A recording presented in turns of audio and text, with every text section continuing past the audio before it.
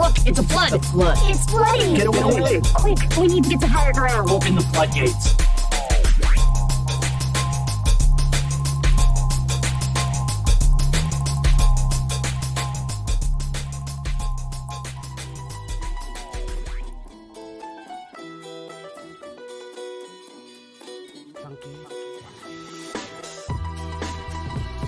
Wow, that was like 7-something minutes. I'm gonna just cut that. I would like to also point out that I shaved in 7 minutes. And it was probably less than that because I spent time getting my beard together afterward. Well, the level of culture that I am bringing to this podcast is rising up and crashing through. This is Die And Ziggy with the Flood. Keep your death threats to 140 characters or less. This show put a culture in context With our pot perspective, to make the mainstream make sense. Getting pretty smooth on that. this fucking timeline that we exist in. So ever since Sylvie, off the One Who Remains. What if Tick is a variant of Kang? What if everything Jonathan Majors is in is a variant of Kang, and therefore is now canon in the MCU? At this point, isn't everything just a variant of everything? Actually, does that make every movie that every single one of the actors is in a variant Of them in their... Look, so everything look. is canon in the MCU now. Thanks, Sylvie. Yep. Thanks. So we'll get into that a little bit. What else do we got this week for our listener, Zig? Netflix is making a live-action Pokemon series. HBO is making a live-action Last of Us adaptation. I'll raise your live-action with a sad note. Oh god. Oh god. The drummer of Slipknot died. Rest in peace, Joey Jordinson. Rest in peace, Joey Jordinson. I saw him in concert once when he was playing with Rob Zombie. He was wild. He would just keep drumming, and then they had the drum platform, like, go up and backwards, so he's now, like, looking downward at the stage, and then they would have it, like, rotate while he's still playing. That's fucking nuts.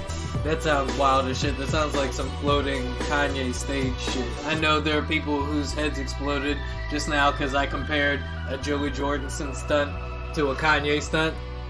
And this isn't a Rob But Zombie hear me show, out. so there was already plenty of theatrics Right, going on. I was gonna say, but hear me out. As far as theatrics go, we all know Kanye West is a dramatic motherfucker.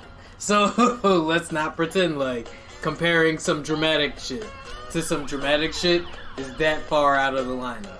Speaking of lineup, Lollapalooza just dropped the baby from their lineup, following those statements he made about homophobic, or those homophobic statements he made at that concert performance he did. So, you know, Toxic Summer is in full effect. Oh yeah, Toxic Summer. Wait, where's the Tory Lanez Chris Brown?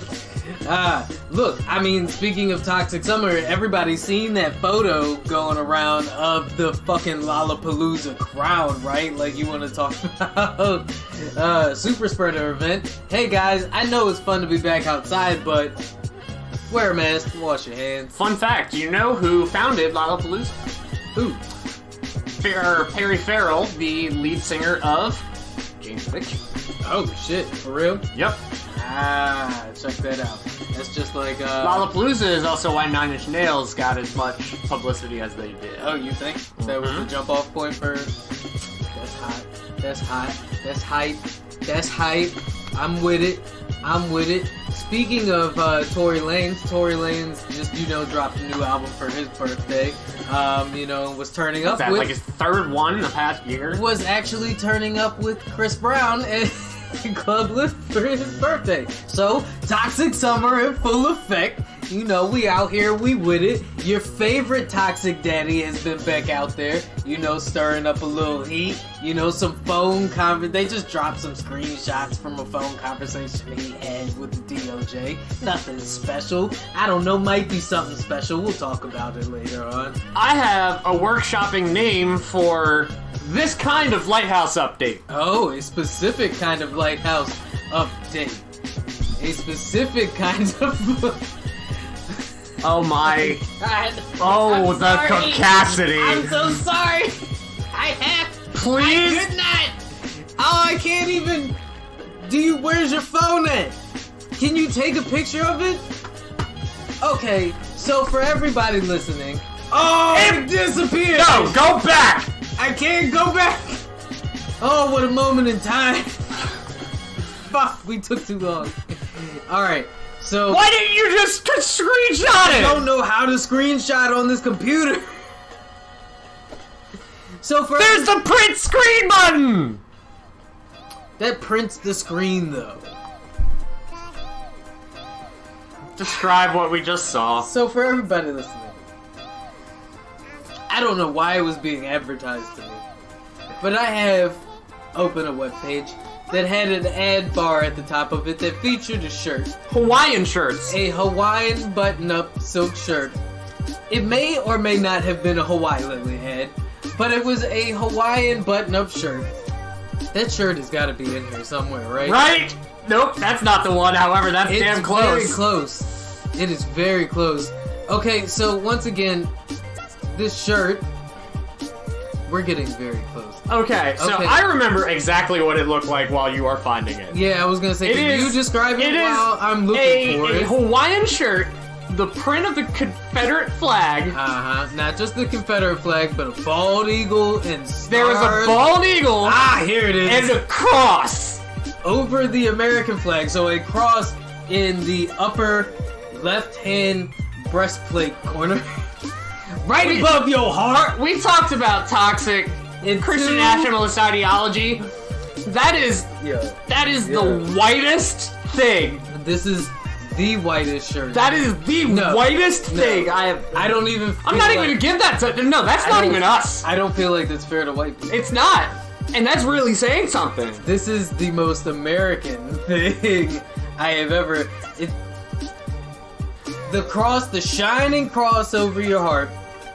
The whole the what's under more American God- to punch a Nazi or be a Nazi? That's the be a Nazi more American. One nation. I'd also like to point out that the shining cross is not over the American flag. What in the NASCAR? It is over the. Thank you. It is over the Confederate flag. One nation under God on the right side of the chest, with the American flag in the background, and then there is a big flapping fucking bald eagle draped in the Confederate flag, like just streaming. No, I think they made the Eagles' wings the Confederate flag. like it is the fucking spirit animal of every NASCAR patron. Yee, motherfucker! Oh my lord. Cheers, America. Anyway, I'm going to cover up the beer I'm drinking because... now close that website for Google. Take the screenshot first. No, I'm gonna leave this open. I need this open. The webpage I had open was, going back to our Lollapalooza update. While Tory Lanez was celebrating his birthday, the baby was busy being kicked off of lineups for being toxic. Meg Thee Stallion opened up to a 180,000 person crowd. Wait for her to step up. This is following Rico Nasty's fucking... was it Rolling Loud? Rico Nasty's Rolling Loud performance was fucking huge too. I don't know the numbers for that. But I mean, these female MCs is bringing the motherfucking heat. Wow. Some of you niggas is out here being Fred Durst looked toxic like he for the was summer. in. Fred Durst was dressed like he should have been in a Beastie Boys music video. Damn, yo. I mean, I saw pictures... Because those guys always dressed up in like gimmicky outfits. I saw the pictures of old man Fred Durst, and I just want to know, is he still doing it all for the nookie? But You know Mark, when we interviewed him, he was like, I asked him what kind of music he wanted underneath, and he was like, Limp Bizkit. I'm I knew I liked Mark. like, he was like, Limp Bizkit. I was like, I knew I liked I mean, Mark. shamefully but unironically like that band. And he's like, I proudly and unironically like that band. Meg Thee Stallion opening up to 180,000 person crowd. That shit. That's insane. That's big numbers. That's insane. So, her rise is steadily climbing. Speaking of new music, there was quite a bit of new music that dropped over the week. I listened to one of them. To one of them? What have you been listening to lately? Nothing? Me? I've actually been going into my Discover Weekly, which has been giving me a lot of like alternative. I would have to look up. I was gonna say, what's on the way for you right now, though? I did really... check out that new Isaiah Rashad album. Okay, yeah, that was on a list of things I got here. My list of tunes that I brought for you to... Doc's review. Out of the albums that I've listened to, like, over the last couple of weeks, I'm getting caught up on Tyler, the Creator's new album that he dropped. What's his sound like now? Because I know Tyler mostly from Odd Future Wolfgang Kill 'Em All. Okay, so, spoiler alert. Tyler, the Creator's new album is number 1 on my list of albums that I've listened to that have dropped this summer. Tyler... J. Cole? Yeah. J. Cole's new album was heat. I mean, don't get me twisted, but Tyler, the Creator's production is fucking crazy, yo. He never, that dude doesn't fucking miss. Like, for anybody that is, really sleeping... Now, I don't know, Flower Boy had good production. Call Me If You Get Lost, this shit... all these shits are, that I'm about to name are, pretty much just, vibes all the way through. If you're looking for something that you ain't gotta skip through, most of the albums I'm about to list off here are... Yeah, tell us about the Isaiah Rashad album. You described it perfectly when I was listening to it. You're like, it's like the perfect vibe music. It is. But if you're gonna listen to it, he's still, thought-provoking. Yeah. So, number 1, though, still has to be Tyler, the Creator's Call Me If You Get Lost. Number 2, for me, is The House Is Burning, long-awaited album by Isaiah Rashad. I played that shit 4 times in a row when it dropped. Tell him, King! 4 times in a row. 4! And it was fucking madness. I didn't 1, 2, 3, 4! I didn't skip not a motherfucking song. Not one! That track. This joint got features from Smino, SZA. It's got Lil Uzi Vert on there. The House Is Burning is a reference to a collective that Isaiah Rashad came from in Chattanooga, which was the house, right? And it was pretty much in reference to the house that them niggas recorded in, the same way the dungeon was a reference to the actual basement that them niggas recorded in. Like how LOX is an abbreviation of... I mean, I've heard that it's either D-Block. I also heard that Jalen was it's the Warlocks. I don't know. I can't speak to that. But how LOX is just an abbreviation. Mm-hmm. But this joint got J-Rock on it. It's got House alumni YG Tut. It's got 6 Black on it. 6 Black. It's got Black on it. The nigga's name is not 6 Black. I always do that. Deadmau 5. Yo, and it's got some dope Kenny Beats production on here. The joint, it's just, the shit, it just goes. From beginning to end, the shit just go. From the Garden, with Lil Uzi Vert, was one of my favorites. I also liked All Herb. That was a dope-ass track that had that real, when I told you that, zoned out, kind of in your zone vibe, that's one of those tracks. Basically the kind of music that I put underneath of... Yeah. Underneath of this podcast. Yeah, Claymore definitely goes like that. That's the track with Smino. I mean, Lay With You was the first single that he dropped in a teaser anticipation for the album. That's that Duke Douche joint, and that shit, I mean, that's the banger on the whole album. Alright, so you say that the Tyler album is better than this, you think it's better than J. Cole, and you... Yes. Where do you put Culture 3 on this list? So... It's already fallen out of my rotation. I was gonna say Culture Tree. Culture Tree. Culture Tree. It didn't keep up with me, right? That was easily forgettable. You want to know a fun phonetic joke? What? Say my cocaine. My cocaine. I love Michael Caine. I see what you My mean. cocaine. My cocaine. I see Michael Caine. Dave East and Harry Fraud did a collaboration project together. I don't know if you know who Harry Fraud is. But Nope. pretty well-known producer. Like a mix of Scott Storch and The Alchemist.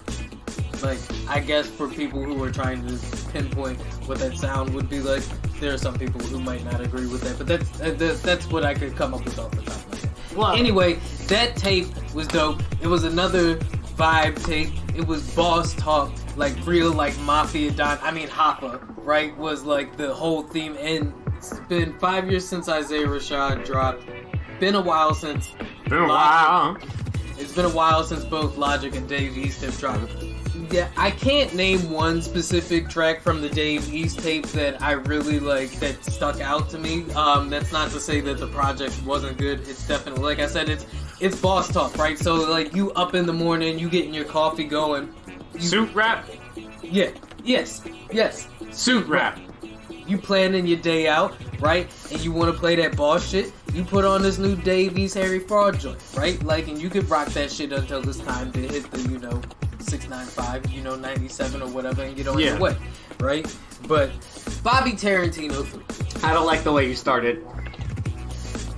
No, I'm not disappointed by Bobby Tarantino 3. Right? Logic definitely delivers on what Logic is known for. Right? So if you like Quirky, fast, good flow, good production, if you like it, kind of like catchy tunes and melodies, throughout the lyrics and stuff like that. Logic is always good for a kind of like catchy hook. I will say his album Incredible True Story is fucking incredible. Right. That, I mean, to date is probably still like top tier album for me as far as I mean, he had the voice concerned. actor for Spike Spiegel on there. So speaking of that, my favorite track on Bobby Tarantino 3 was See You Later, Space Cowboy. Oh, wow. Transition! So I can't really name. Fuck. There were some other joints on there that I can't think of off the top of my head that I really like. I'll, list them on Twitter or whatever if you guys really want to know. It wasn't bad. Logic said he did it for the fans. Like, he specifically said he did it for the fans when he... wasn't he, like, supposedly retired? Yeah, this nigga literally said in the album, I woke up one day and decided I wanted to rap again, and you guys have been asking me to put out a new album, so here it is. And for that being, like, okay, so I'm taking that as, that's the perspective he approached his album from. Like that, now that we do this, I can totally appreciate it. I'm just gonna, the nigga said, I'm just gonna, have fun with it, right? And if you're looking for an album that's like, backpack heavy, Logic always goes on those 3/6 kind of trap style beats or whatever. It's actually, never mind. It's really hard for me to imagine, because we come every single Saturday for y'all. Every single Saturday. What is retirement? Something that we'll never achieve or will be in our upper 70s. Consistency is what we offer you, and consistency is what we deliver every fucking time, B. How many times do we gotta show y'all? We come in here and we do the same thing every fucking Saturday, bro. I mean, it's like including repeat after repeat. I come on this court and I fucking bucket drop every goddamn night for you motherfuckers, and y'all don't seem to appreciate what we bring to this game. Alright, anyway. Perfect transition, because this was the working name I was going to go with for this kind of Lighthouse update. Called Splash. This motherfucker don't miss. No, he's fucking good. That motherfucker don't miss, man. He's good. In the heat of battle, he don't miss. No. In the heat of controversy, he don't miss. No.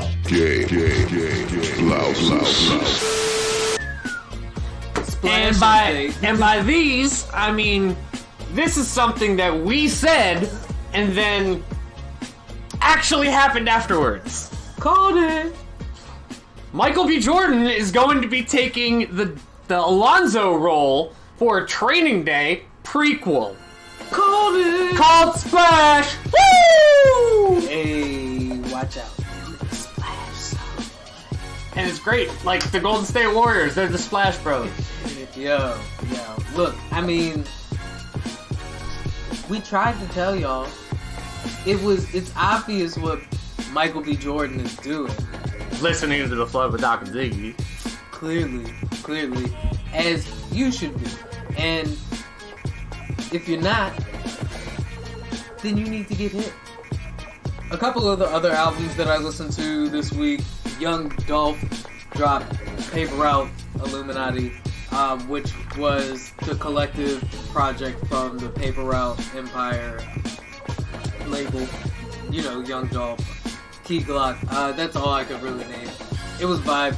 I have actually been listening to / watching something that we will be getting into later, because that is a little bit of the heavier material.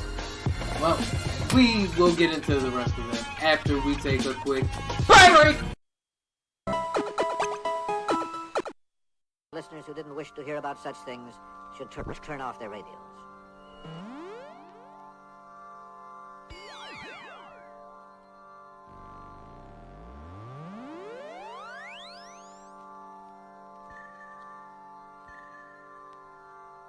The actor, I haven't figured out. Ryan Coogler would direct, and then Mick Jenkins for the soundtrack. Ooh, I like a Mick Jenkins soundtrack, though. That would be, god damn it, that's what we need, is a fucking Mick Jenkins project. Where you at, Mick? God, Jesus, I'm waiting on him and fucking Westside Boogie to drop new projects. Who'd you got me for? Okay. Actor to play me, director, and who does the soundtrack? So, Benedict Cumberbatch. Don't know how I feel about that, but continue. Definitely Benedict Cumberbatch. Ben Stiller. I have one that actually... continue. So, or Judd Apatow. Okay. And for the soundtrack, it's gotta be The Strokes, though. Boom! Alright, that one I definitely was like, it's gotta be the Strokes. Right, it's gotta be The Strokes. Could you imagine a movie directed by Judd Apatow, starring Benedict Cumberbatch with a Strokes soundtrack? Alright, so here's what I was gonna say, ready? Sounds like a 2000s like sex drive movie. Joseph Gordon-Levitt. Ah, okay. I could see. Directed by Tarantino. Okay, so you want more stylized. Done as a dialogue-driven comedy. With the Strokes as the soundtrack. Okay. It would be kind of like I don't feel like Tarantino is the director for this, though. Like, maybe like... It also could I could say Tarantino because I'm a pretentious fuck. But I don't know. That's what therapy's for. Yeah, I could see, like Darren Aronofsky for your movie. The director for Requiem for a Dream my movie. He's done more than that, though. He's also done Mother. He did Black Swan. The Wrestler. All of these sound like very sad stories. Yours doesn't have to be sad, though. Like... Just because I'm talking about the way, like, it's stylized and shot, though. Like, I'm just glad you didn't say Michael Bay. No. John Hughes. I don't want a John Hughes movie made in 20... With the fucking... dead? With the Strokes soundtrack? Are you fucking kidding, bro? Are you fucking kidding me? Right now. Starring Joseph Gordon-Levitt? Who the fuck else is supposed to direct that movie other than John Hughes? Get the fuck out of here. Yeah, you know I'm right. Fuck. Fuck! A Q High Fidelity. Is that a John Hughes movie? I fucking, you would have bet money.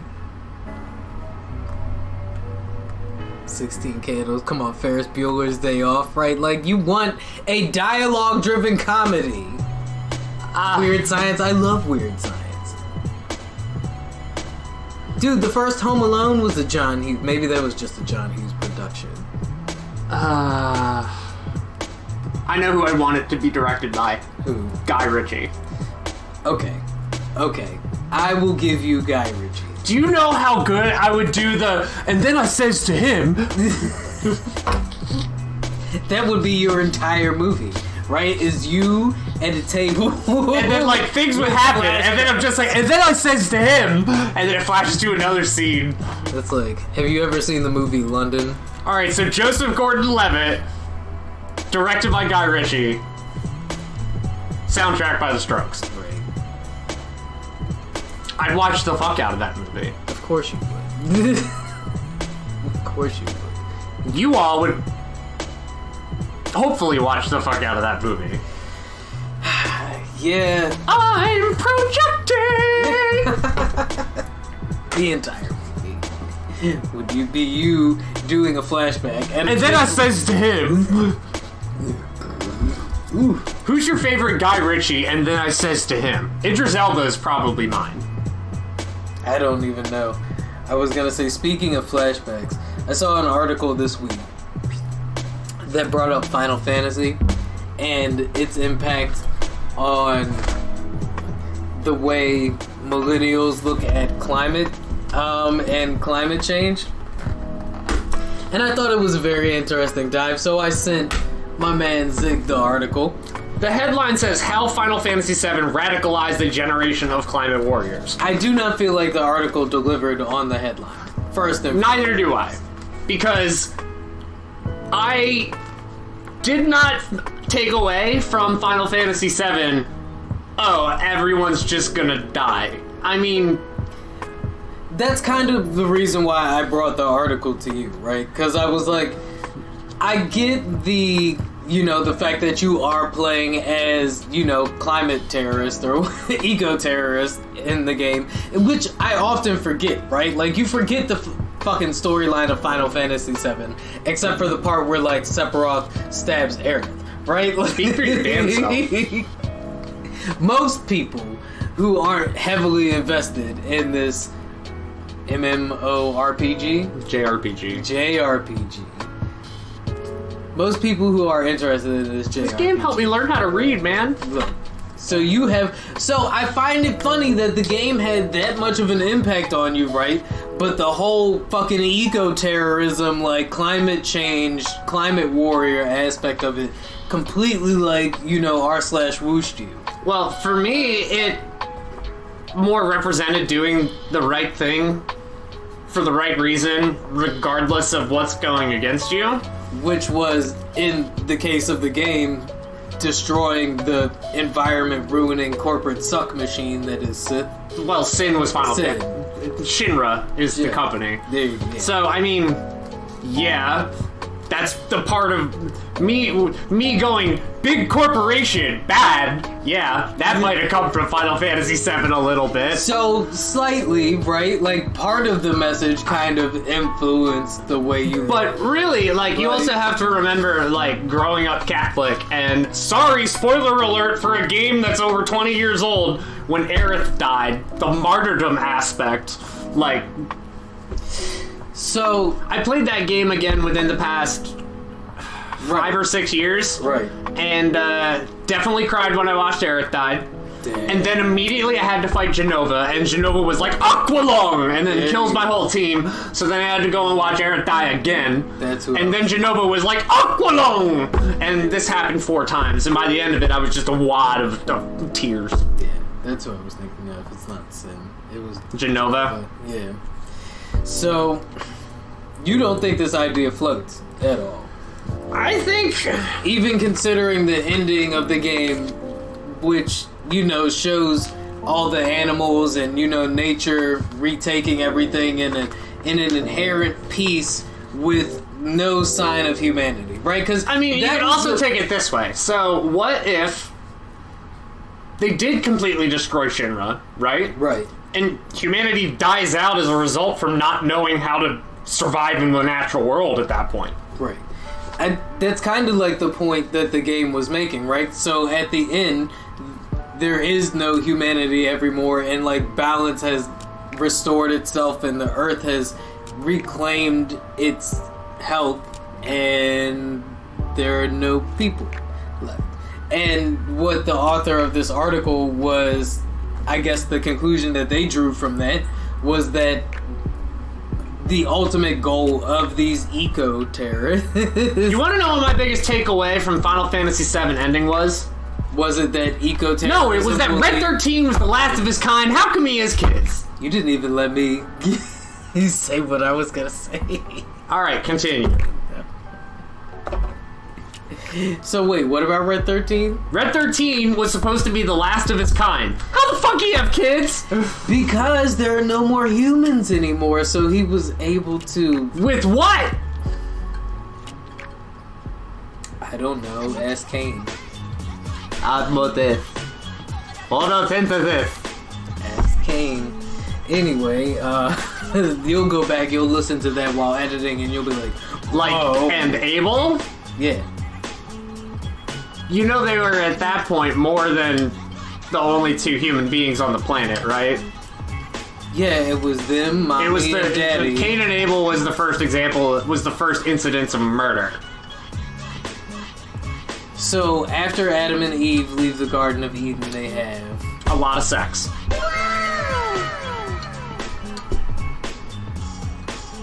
Okay, we won't.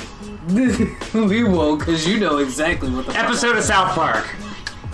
Yeah, a lot of sex. Enough sex to populate the entire planet so that Cain and Abel's instance of murder just happens to be the first instance of murder amongst, I don't know, how many people would you say was on the planet after that? Maybe like 100? 30. So, 30. Adam and Eve had enough sex to have 30 offspring. Because Cain... You're also assuming that Adam only had offspring with Eve. Weren't they supposed to be the only two people on the planet? Yeah, but maybe they had daughters, and daughters become lovers, and lovers become mothers. Shout out John Mayer. My whole point was that after Cain murdered his brother, he went off and found a lover somewhere. There weren't supposed to be. Or he just, like, splits cellularly. And they're all clones. Now you're talking about parthenogenesis. And I don't think this is the pod, or we have the time for that. I didn't even know that word existed. So no, we are not equipped for that. So anyway, what you're saying is the idea that Final Fantasy inspired and may have radicalized a generation of eco warriors. Eco. I'll say it radicalized is not some. an idea that floats. It's not an idea that floats for the whole generation. No. However, I will say the kids of those players are all on Twitter and let us know about it. I agree with you for the most part. I think we had a lot of other things, like especially like if you consider like Captain Planet. She's our hero. And Sesame Street and all the, PSAs. I mean, being PSA, don't forget to recycle or I'll turn you into a fucking tree. Being good to the environment was Don Cheadle. Was a heavily pushed agenda when you were growing up in the 90s as a kid. That recycling. Exactly. Yeah. Like the push for recycling campaigns and stuff like that. I remember that being a huge part of and protect the rainforest and shit like that was a big part of. Now I will say this quote that it said it primed us for this concept of a battle between workers and a hyper-capitalist machine hell-bent on extracting every ounce of value. Yeah, once again though, I feel like that was the spark of my punk rockness. I feel like pieces of that were also seen in leftover remnants of like 80s cartoons and like early 90s children's TV and stuff. A lot of environmentally conscious media and content was already out there by the time Final Fantasy hit the market. Is what I'm saying. A lot of anti-corporatist culture was already mainstream by the time Final Fantasy hit the market. So I think giving Final Fantasy credit for that. Final Fantasy 7. Final Fantasy 7 specifically. 1 through 6 were very more like swords and fantasy. Yeah, I mean, and they even mentioned that, right, in the article. They did do Final Fantasy 6 started to play around with that. Yeah. They did a good job at mentioning that in the article, that this game and this iteration of the anthology series specifically was different in the sense that it did branch away from the fantasy swords and the more, motion-based combat. It was more dark and industrial and post-apocalyptic was, the theme, the new theme that they were playing around. And then Final Fantasy 8, they were like, people liked Cloud. What if we take the protagonist to make him even more depressed? So, yeah, I think that, I don't know, I feel like the impact that this may have had may have been overstated by this article a little bit, because to say that it's not... I can say that it made a lot of people aware of it. Yeah, it may have been the catalyst for, awareness, but I don't necessarily think it radicalized the generation of climate warriors. I'm not gonna lie, I wish I got through all of this article by the time that we brought this up. It's all good. I did, a brief reading of it. I didn't take any notes on it. What do you mean you didn't read the article? I read the article, I just didn't take notes on the article.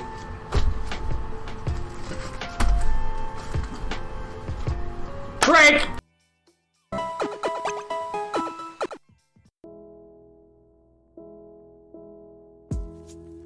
Now, I wanted to read this article a little bit more. Which one? So there's a couple lines in here. Shinra is more corrupt than evil, but in their blind pursuit of profit, they do two things. Weaken and impoverish the planet and most of its people. Then create something that is truly evil, almost immediately lose control of it, and unleash it on the world they made more vulnerable. And by that they mean the weapons. Yeah. Sephiroth himself has an environmental cause too, in that he believes humanity has polluted the planet.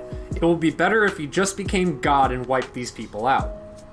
For Stevenson, Emily Stevenson, online manager for the Environmental Defense Fund, the defining difference between the protagonist and Sephiroth is that Avalanche is eco-terrorism, attacking reactors and facilities with a strategic goal that values life, while Sephiroth is eco-fascism. He still has environmental ethic, which is behind his pursuit of power. Final Fantasy VII's ambiguous generation-spanning ending also serves as a way of stepping back, looking at things on a 10,000-year time span. The planet is capable of healing, but whether or not it will heal enough to support our existence is human concern. Really, when we're saying we're thinking of the planet's health, we're thinking of the planet's ability to support our own health. The game itself is ambivalent about the lives lost, the collateral damage of pursuing safety. For me, that was perhaps the most gripping aspect. Even as I'm forced to follow a pre-written narrative, I'm asking myself, do I like the protagonists? Do I agree with them?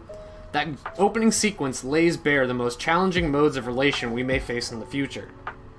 There is a large chance all of human civilization was wiped out. After looking into this argument more, it's a clickbaity headline, based on the content of the article. I mean, yeah, obviously, right. But that's why I said, even with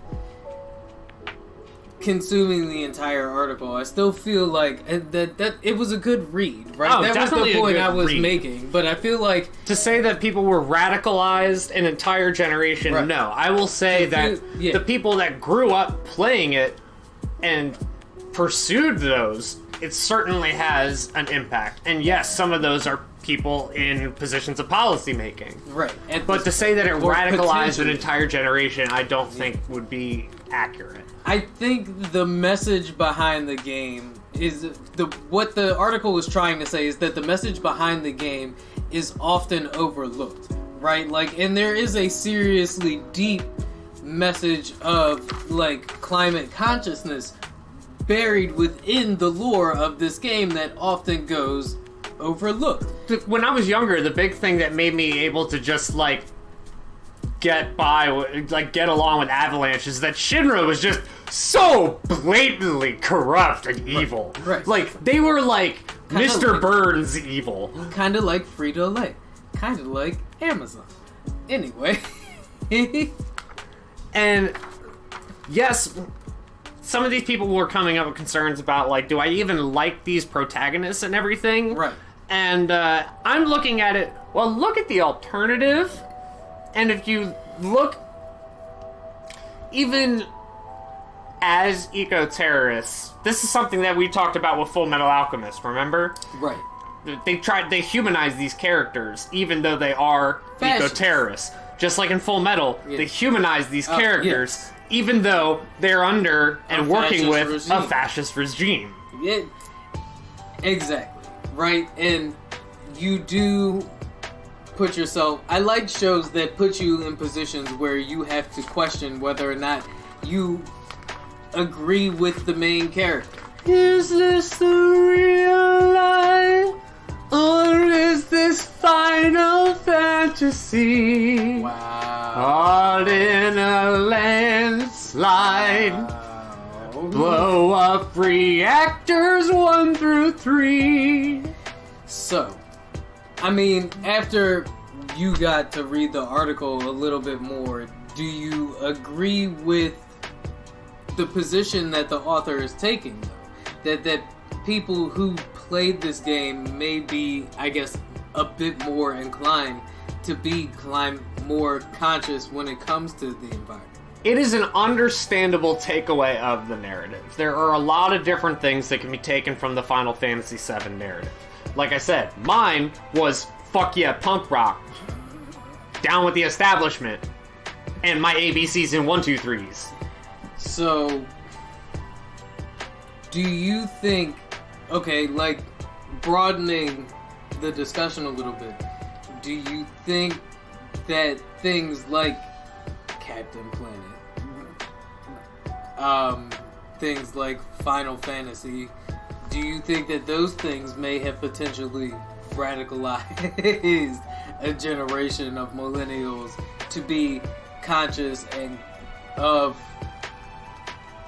you know, those issues and label those issues as... Because, I mean, once again, when we bring it in reference to the culture war, right, that we're having... The culture war. The old guard is holding on to traditions, morals, and values, right? And what they fear millennials and Zoomers are doing is reestablishing and redetermining the importance of certain values. I thought you were just gonna say tearing down the white patriarchy. Well, I mean, that has become the mascot, right, for the target. If the white patriarchy is Shinra, then are we Avalanche? I guess we're part of it, right? Like, we're part of the movement.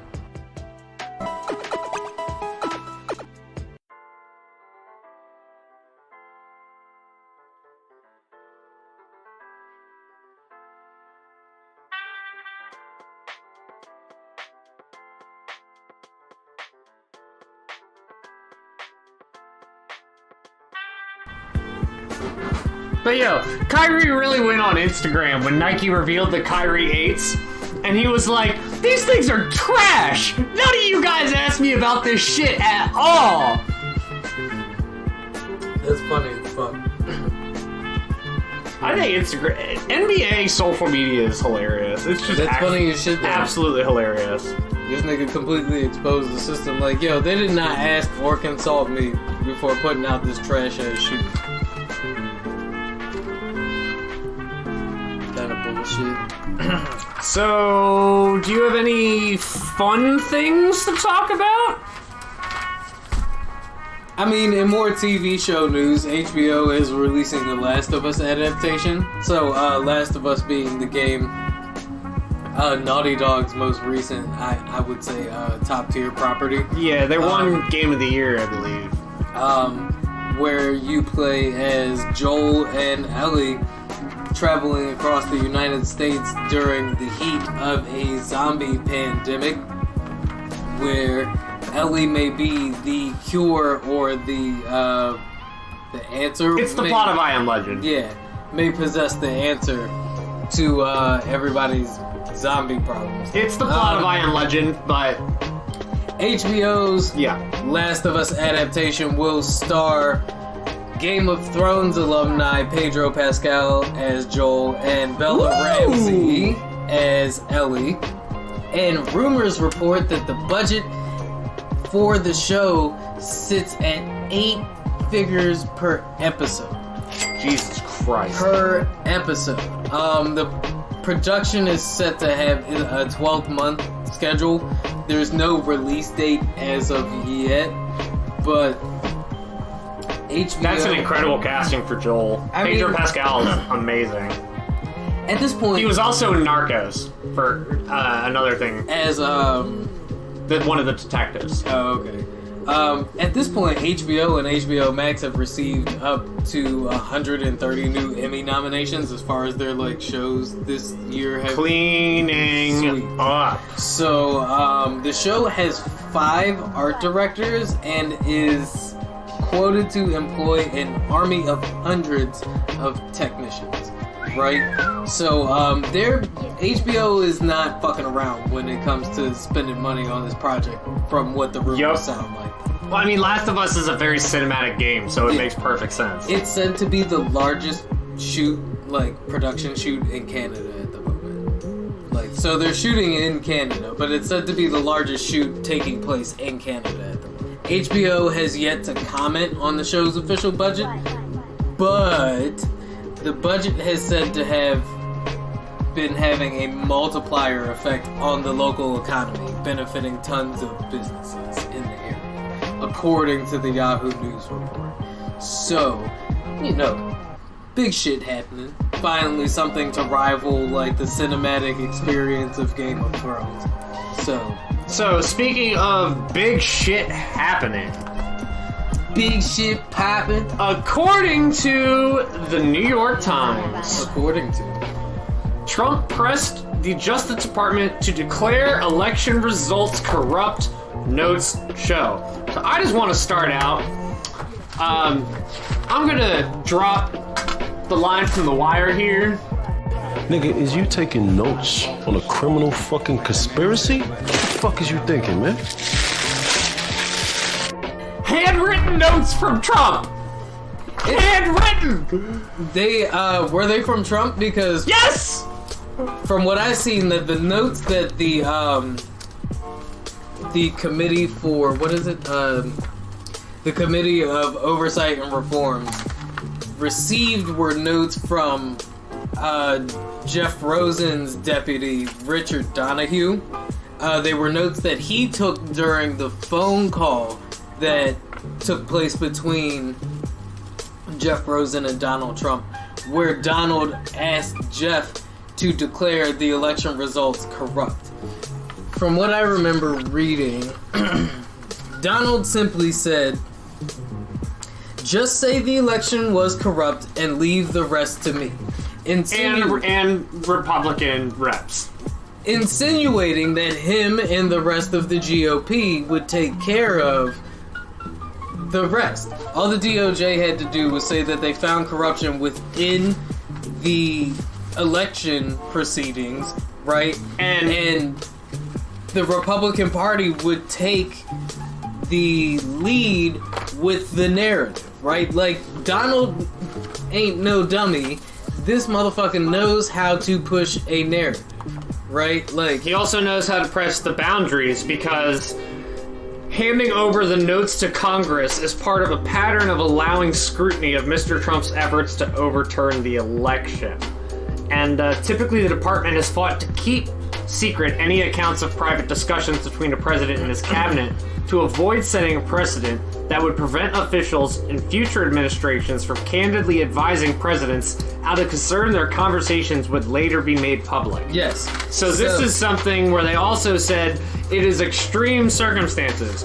Now, it is extreme circumstances, Right. but that is murky water. So, but that, to the point of that quote, right? Like, because I took note of that too, was the fact that they found his actions so gross and so negligent that they are taking action to make sure people know that this kind of shit will not be tolerated from somebody in a position of such high standard.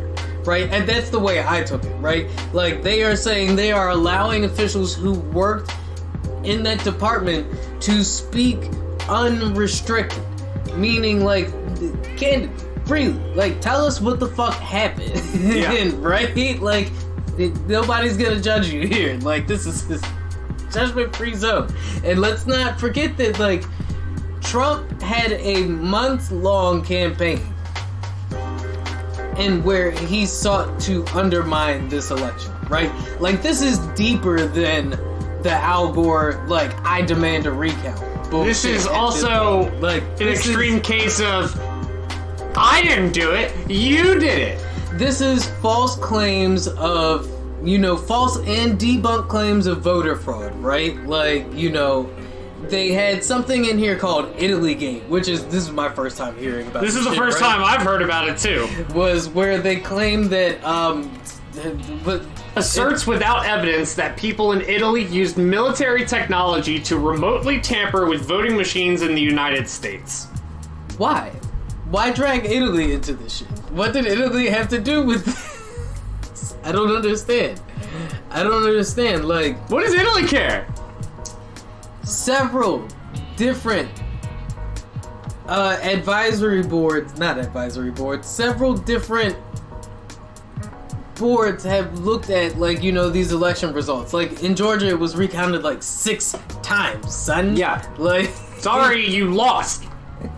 6 times. And they keep calling it the big lie, right? Like, I just feel like, and that makes me pissed off too, right? Because I'm like, can we stop giving him such grand titles for things? Like the big lie. My lie. It was the biggest. The bigliest. Son. This on top of the fact that the Treasury must now turn over Donald Trump's taxes to Congress, right? Like, it has officially been, I guess his taxes have officially been subpoenaed.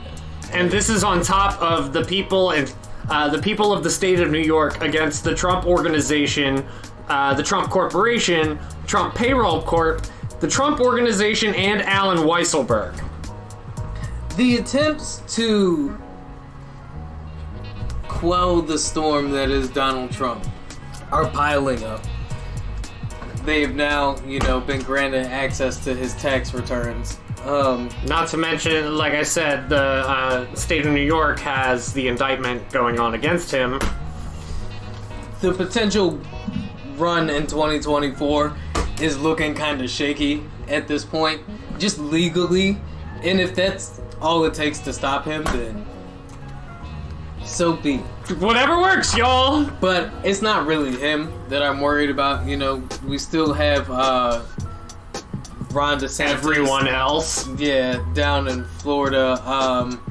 The dude in Texas, I forget what his The name. fucking League of Greg Evil. Abbott, or whatever his name is. And then there's Legion also of Doom, that was it. there's also the potential that fucking Don Jr. could run, right? That or fucking cokehead. the fucking the daughter Ivanka. Like, what's the stop She's Ivanka Nazi. from? She's in the KKK. She's in. What is it? I always hear she's got a magic swastika. Wait, Ivanka is a Nazi. She's in the KKK. She's got a magic swastika and loves the NRA. No, it's not a magic swastika. It'd be weird if it was a magic swastika. No. What'd she do? Like fucking throw it out like Cap Shield? Stop. I I don't think we're done with the brand of American fascism that Donald Trump has presented us with.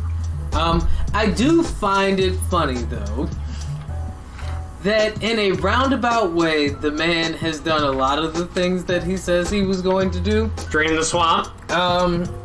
Transparency, right? Like, remember he said he was going to make the government more transparent. And as they stated in the statement you read earlier, that they don't normally do these unrestricted testimonies from former officials, right? Like, they don't normally do that kind of stuff. But because of the egregious nature... These unprecedented times. ...of Donald Trump and his campaign to undermine the election, they are now allowing more transparency. And ooh, question. Yeah. Do you think that the pandemic made us realize how crazy he is, or we were all hyper-focusing on how crazy he is? I think we were all hyper-focusing on how crazy he was because the media was hyper-focusing on how crazy he was, right? Like, the narrative was, look at our crazy fascist president, right? And the narrative look at our horse is amazing! By the way, I heard that there is actually a legitimate hospital horse somewhere. I'm not surprised. They have yoga with goat therapy. But the John Mulaney bit, the horse is in the hospital. Look, we are not done with a lot of the things we thought we were done with culturally in the 90s and stuff like that, right? Like, a lot of what's going on with Donald Trump is the same kind of shit that Richard Nixon and Ronald Reagan were getting away with. We just weren't going through a fucking pandemic and didn't have Twitter. Could you imagine how fucking nuts Ronald Reagan would have looked if he had a Twitter? Like, this man was literally going into dementia in his later years. Like, and a lot of people think Don is slowly sliding into fucking dementia, yo. He shits himself. I mean, if you look at the way he fucking, like, the pursuit of this narrative that the election was stolen from them is demented, right, in its nature. Like, even Al Gore gave it up, right? Like, and the election may have legitimately been stolen. I don't know. That's conspiracy. Right, Ted? There are people who think that the election may have legitimately been stolen from Donald Trump. But all I know is movement that this man has given birth to is not going to go away regardless of what cases they throw at him, or even if they're able to lock him up. Well, the new GOP, the new America is not that shit's not gonna go away. Earlier this week, there were testimonies from Capitol Police Department, Metropolitan Police Department, 4 officers on Capitol Hill, and it was one of the most horrifying and heart-wrenching things that I've heard in a long time. Some quotes from Capitol Police Department Sergeant Goodell. I was more scared on January 6th than any time during my deployment in Iraq. They accused me of choosing my paycheck. Some of them had the audacity to say to me it's nothing personal. He personally heard threats against Pelosi and Pence. He referred to them as insurrectionists and rioters. And he said that his survivals kicked in when he was knocked on the floor and getting pulled at by the legs and people trying to grab his shield and baton. And what they experienced was like medieval battles. Rioters were screaming, "Take the Reichstag." He's needed infusion surgery on his foot, and he needs surgery on his shoulder and physical therapy for over a year. And he asked, why was there a different response on the day than there were for the Black Lives Matter protest, where they said they had plenty of resources and supplies? I feel like January 6th is still widely politicized, right? Like, I feel like we still can't get a good picture of what happened on that day and what happened leading up to that day because of the narratives behind the reporting, right? I feel like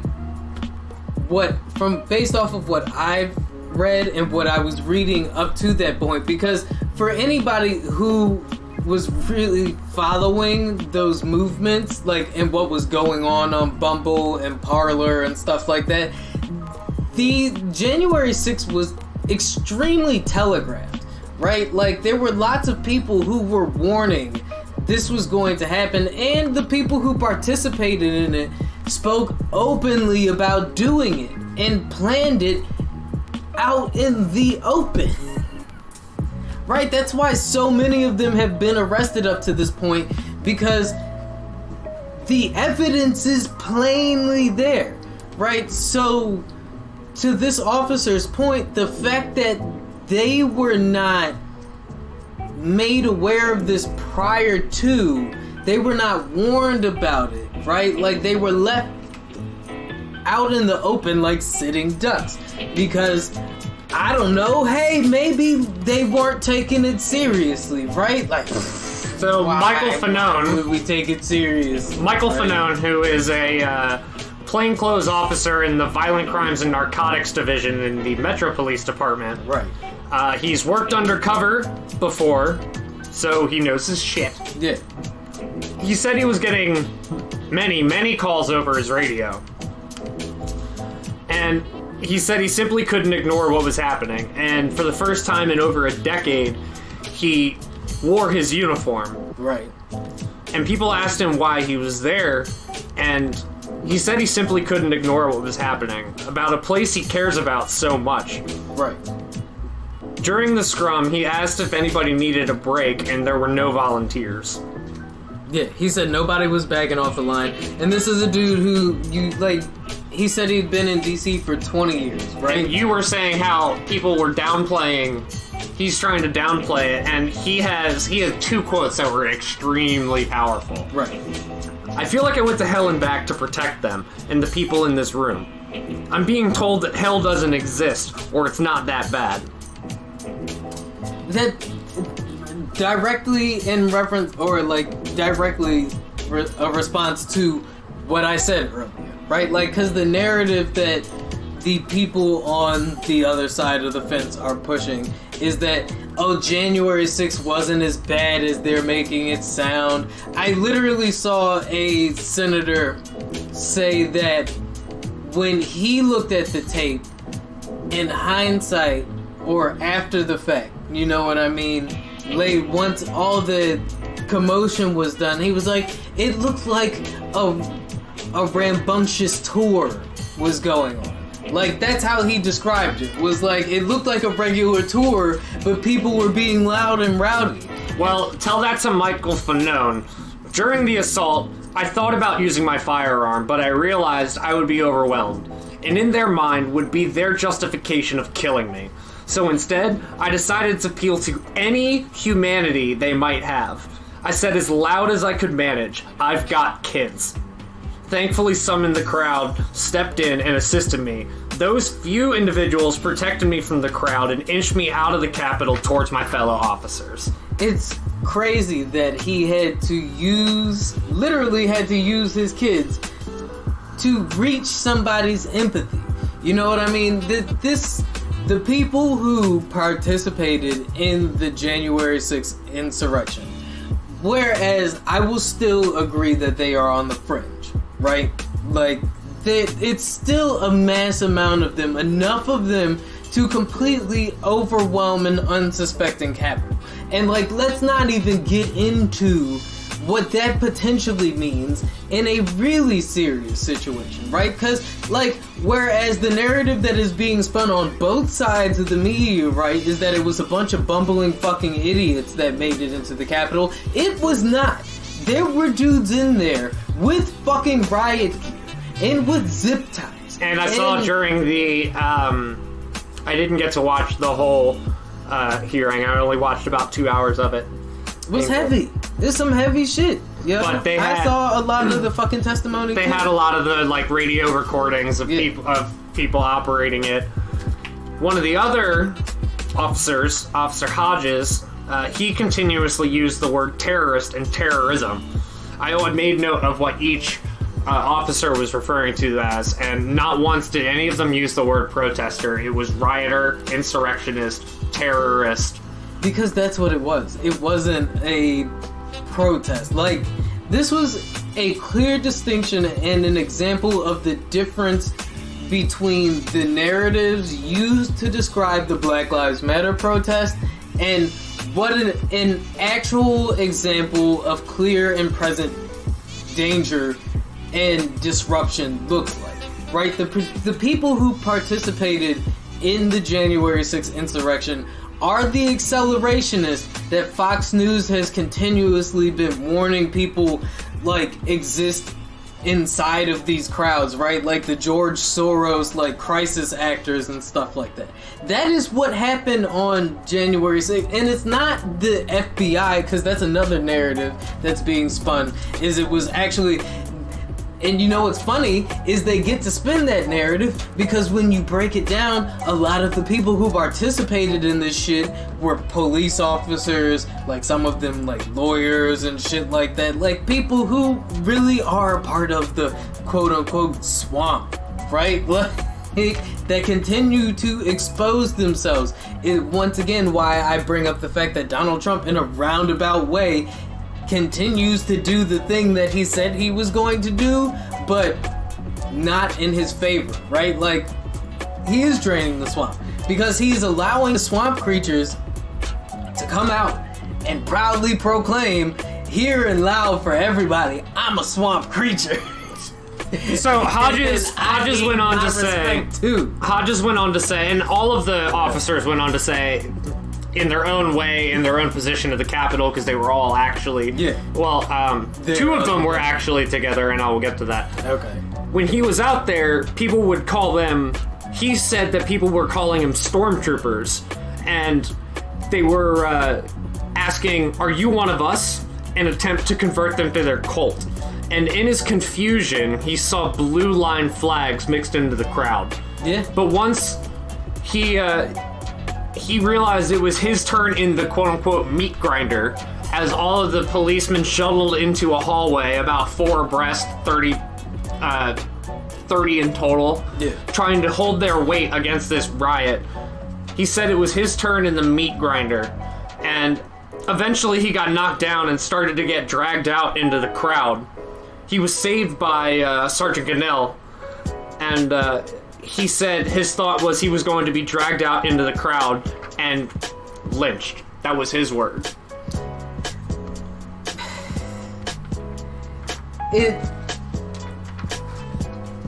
I feel like it's evident to anybody who actually sits down and watches the footage and reads these reports as to what is happening. And you use the word, or they use the word in that statement that I feel like is perfect for what is happening. It is a cult movement. They do not respect the police. Nope. They respect authority. They want you to respect authority. Their authority. It is not just the institution of policing and the police that they want you to respect. No, that is the narrative. What they actually want you to respect, what they actually mean is obey authority. And I'm not just using those terms to be punk rock and like catch all. No. And that is actually what they are demonstrating and what they demonstrated on the 6th. God damn it. I got something in my eye. It's the Illuminati trying to shut down my perception. There goes our pop perspective. No, but I mean, like, when you stop and look at it, that is what is happening right now. Because when you present to them the evidence and the actual accounts of police misconduct and, you know, the, who was it? I think it was Vermont. May have been, and we might have to do a Lighthouse update on this, but I think Vermont was the first state to make civil forfeiture illegal, right? Where the police can come in and seize your property, right? For no reason. Or not necessarily in all cases for no reason, but if they have reasonable doubt that your money may be, or your property may be tied to illegal gains, then they can come in and take your property. Speaking of illegal gains, the US government auctions off the one-of-the-kind Wu-Tang album, Once Upon a Time in Shaolin. The buyer and price will not be released. Nope. But it is said to have covered the remaining balance of Martin Shkreli's court-ordered forfeiture, which, if I remember correctly, the total was over $7 million. Jeez. And it is now considered the most valuable record of all time. How much did it sell for before that? Do you remember? He bought it for $2 million. He bought it for $2 million? I think it was resold for $1 million. And I guarantee you it was sold for more now. Oh yeah, because they said the price isn't listed. It's got It covered his entire debt to the government. Right. Yeah, exactly. So based off of that knowledge, I bet RZA bought it. So you think it was one of the members of the Wu-Tang Clan? I really think, yeah. Remember when it first went up for sale the last time when Shkreli tried to sell it, RZA tried to buy it. That's fair. I think it was bought for money laundering purposes again. And it was probably... But it was bought from the US government. That's like the worst person to try to money launder through. Is it though? I think RZA bought it. I think the last 4 years say that is the exact opposite of what you claim. I'm gonna still say RZA bought it. What if Donald bought it? Elon. No! It was totally Kanye. Kanye bought it so we can use samples from it.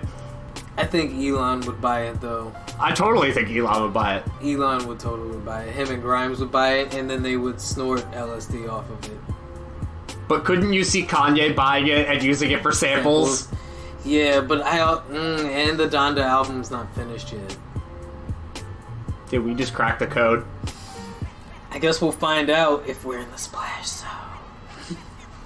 On next week's episode of The Flood with Doc and Ziggy! Oh, man. So, in more investment news, Will Smith and Jay-Z have recently partnered up and teamed together. Will Smith and Jay-Z have teamed up in a partnership to invest in a company that will help make home ownership more of a possibility for low-income peoples.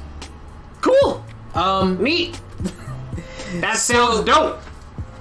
Will Smith Dreamers VC and Jay-Z's Rock Nation have teamed up to invest in a startup company known as Landis Technologies. Landis has recently raised $165 million to purchase somewhere around 1,000 homes that they will use to, move forward in a startup that seeks to provide financial advice and credit improvement advice to people, a home makeover, Section 8 edition, for people seeking to become homeowners through a rent to own process. Right? What Landis does is they buy the property outright, and then they set you up with a 2-year contract where you will receive the coaching to help improve your credit score and save for a down payment. And at the end of the 2 years, the goal is for you to be able to put a down payment on the home yourself, right? And if not, then Landis will either, based on your standing at that point, they will either extend the contract a little bit, or they will sell the property themselves. And you know how they make their money is they tack an initial fee onto the sale of the house, and they also tack on a carrying cost to what your initial rent would be based on the value of the home, and everything like Sweet. that. So, Way to go, Jay-Z. yeah. Way to go, Will Smith. I mean, you know, I would like to. I would like to be represented by Rock Nation. I bring this article up because I would like to see more ventures like this, like, you know, Killer Mike's Black Bank. Two of the largest black banks on the West Coast, or one of the largest black banks on the West Coast and one of the largest black banks on the East Coast actually just joined together to a tune of somewhere around, I think, $1 billion in investment potential. So, shouts out to that, making home ownership more affordable and accessible to everybody is definitely one of the ways that we will be able to kind of balance out the middle class. Shout out to that, and shout out to Token MTG and Edgewater, new gaming store showing up. Ad plug. If you tell them the Flood sent you, Tell them the Flood sent you. Tell them the Flood sent you, and you can get a free pack of Pokemon, Flesh and Blood, Magic the Gathering. I don't think they have Yu-Gi-Oh, but Pokemon. It's a card shop. It's a card shop. Stop in. And Where's the maybe card I'll shop? even be there. It's in Edgewater. It's called Token MTG. Token MTG in Edgewater. Stop in there, tell them the Flood sent you, and you get A free pack of your choice with your purchase. and you might even see the man Zig there. So one more time for him, that's Token MTG in Edgewater. In Edgewater, soon to have a website up and going, and when they do, we will have a promo code for you. Exactly, and you mention the Flood when you stop in, and you'll get a free pack. So, I mean, with that being said, you know, it's always, look, Jay-Z, always known for smart business moves. Will Smith has also shown himself to be a smart businessman, and Maybe not best with public appearances, though. Neither one of them. I mean, look, but that's besides the point. This is great optics, though, because closing that wealth gap is definitely what this country needs to, you know, make some kind of progress, right? But I guess that's just me being a socialist. Speaking of socialism, let's take a break.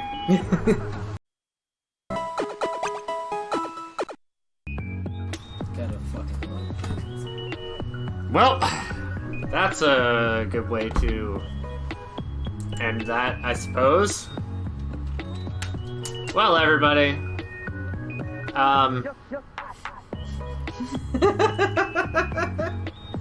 You gotta Resident Dez having kids, yo. is a wild one. And it's like, he didn't even get in trouble for anything, really. The dude just was like, alright, I've had to talk to you enough. I'm going to go talk to your dad. It's just And Dez wasn't even the one to hit the car. We might want to explain the context of that. It's just awkward when you're in the middle of a podcast and then, you know, a neighbor comes and knocks on the door because the kids are weaving in and out of cars and he thinks that, you know, your child may be the ringleader. I don't know what that says about my parenting. But here we are. At the end of things for the day. I don't really have much else to go into. The whole Frito-Lay... Oh, we didn't talk about the Frito-Lay thing. We'll talk about the Frito-Lay thing another day. Yeah.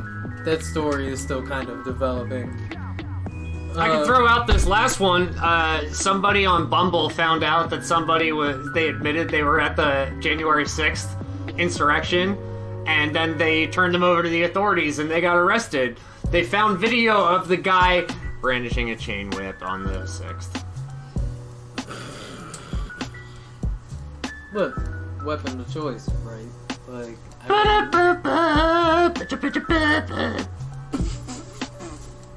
look, guys, be safe out there. None of this shit is normal. Don't run into any cars with a bicycle. None of this shit is normal. Deuces! Look, it's a flood! It's a flood! It's flooding! Get away! Quick, we need to get to higher ground! Open the floodgates!